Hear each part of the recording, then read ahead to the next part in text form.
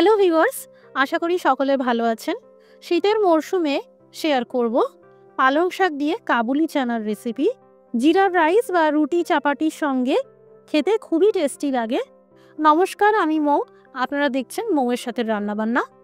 রেসিপিটি ভালো লাগলে লাইক দিয়ে শেয়ার করে দেবেন। প্রতিদিন নতুন নতুন রেসিপির নিয়মিত নোটিফিকেশন সবার আগে পেতে আমাদের চ্যানেলটি সাবস্ক্রাইব করে নেবেন। একটা কাপের মাপ করে কাবুলি চানা নিয়েছি। সারা রাত জলে ভিজিয়ে রেখেছিলাম। মিনিমাম 6 থেকে 7 ঘন্টা ভেজাতেই হবে। ওজনে 100 গ্রাম আছে। ভালো করে সিদ্ধ করে নিতে হবে। দুটো কাঁচা লঙ্কা দিয়ে দিলাম। জোর আঁচ করে 8 থেকে 9টা হুইসেল দেবেন। এতে চানা সিদ্ধও হবে কিন্তু গোটাও থাকবে। এদিকে তেল গরম করে নিলাম। দিয়ে দিলাম দুটো তেজপাতা, একটা দারচিনি স্টিক, ফাটানো দুটো এলাচ, সামান্য আস্ত জিরে। ভেজে নেব কুচানো পেঁয়াজ। এখানে 3টে পেঁয়াজকে খুব ফাইনলি চপ করে নিয়েছি। জোর আঁচে ক্রমশ এইভাবে নাড়তে নাড়তে ভেজে নিতে হবে। আঁচটা ভুলেও এই সময় কমাবেন না, কারণ এখানে পেঁয়াজ কুচিকে ক্যারামেলাইজড করতে হবে। যখন ভাজতে ভাজতে পেঁয়াজ কুচি এইরকম নরম আর স্বচ্ছ হয়ে আসবে, জোর আঁচে রেখেই 3 থেকে 4 চামচ মতন জল দিয়ে দিতে হবে। এতে একটা ধোঁয়া উঠবে আর পেঁয়াজ কুচি ক্যারামেলাইজড হয়ে যাবে। এই দেখুন কালারটা চেঞ্জ হয়ে গেল। এইবার ভেজে নেব কুচানো আদা, রসুন আর কাঁচা লঙ্কা। এখানে 2 চামচ করে আদা কুচি, লঙ্কা কুচি আর রসুন কুচি আছে। কাঁচা ভাবটা চলে যাওয়া পর্যন্ত ভেজে নিতে হবে। এবার ভেজে নেব টমেটো পিউরি। দুটো বড় সাইজের টমেটোর ব্যবহার করা হয়েছে। আপনারা টমেটোর পরিবর্তে টক দইও দিতে পারেন। সামান্য হলুদ গুঁড়ো দিয়ে আবারও ভাজতে থাকবো। এই রান্নায় আমি লঙ্কার গুঁড়ো ব্যবহার করি না, তবে আপনারা চাইলে দিতে পারেন।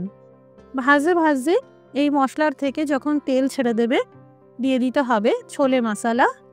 আপনারা যে কোনো দোকানেই এই ছোলে মশলা পেয়ে যাবেন। 2 চামচ মতন দিয়ে দিলাম। বাই চান্স যদি এই ছোলে মশলা হাতের কাছে না থাকে, তাহলে 1 চামচ করে জিরের গুঁড়ো, ধনের গুঁড়ো আর আমচুর পাউডার দিয়ে দেবেন, তাহলেও হবে। এই গুঁড়ো মশলা দিয়ে ভালো করে ভেজে নিলাম। এবার এই পালং শাক বাটা দিয়ে দিলাম। আমি এই পালং শাক মিক্সিতে সামান্য জল দিয়ে পেস্ট করে নিয়েছিলাম। প্রথমে মশলার সাথে ভালো করে মিশিয়ে নেব। এবার দিয়ে দেব এই সিদ্ধ করে রাখা কাবুলি চানা। এই দেখুন চানাগুলো সিদ্ধ হয়েছে আর গোটাও আছে। ভালো করে মিশিয়ে নিয়ে স্বাদ মতো লবণ দিয়ে আবারও একবার মিশিয়ে নিলাম।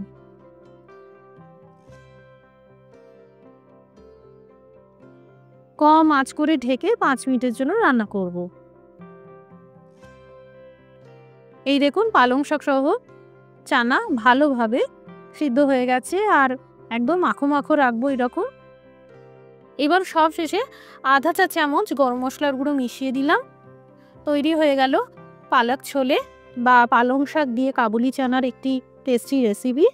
অবশ্যই এই পদটি গরম গরম পরিবেশন করবেন, খেতে আরও ভালো লাগবে। এখনও এইভাবে বানিয়ে না থাকলে বাড়িতে বানাবেন, আর বাড়িতে বানালে কমেন্ট করে জানাতে পারেন কেমন তৈরি হলো। আজকের রেসিপিটি দেখার জন্য অসংখ্য ধন্যবাদ। সবাই ভালো থাকুন, সুস্থ থাকুন।